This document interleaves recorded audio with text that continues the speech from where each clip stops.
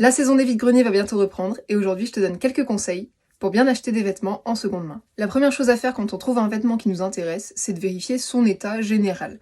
Est-ce qu'il y a des trous, des taches? Est-ce qu'il y a tous les boutons?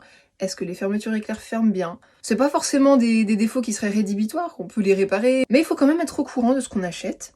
La deuxième chose, bien vérifier la taille. Parfois, il y a des tailles vintage qui vont indiquer des tailles qui seront souvent 2 tailles au-dessus de notre taille. Par exemple, le 48 vintage donne du 44 en taille actuelle, le 46, 42 en taille actuelle, etc. Le plus simple, si vous voulez être sûr de trouver quelque chose à votre taille sans avoir à essayer, c'est de prendre vos mesures, les épaules, la longueur de buste qu'il vous faut, la largeur des selles. Quand vous allez faire votre petit tour de vide-grenier par exemple, vous n'avez plus qu'à avoir un petit mètre ruban avec vous, vous mesurez, hop, ça vous va, nickel. Emballer, c'est peser, comme on dit. Troisième point, et pas des moindres, l'authenticité. La contrefaçon est interdite, c'est quand même mieux d'avoir un article authentique que quelque chose qui va le copier et qui va tenir un mois. Surtout que certaines personnes vont vendre des articles de contrefaçon au même prix que des articles authentiques, et en fait on se fait avoir.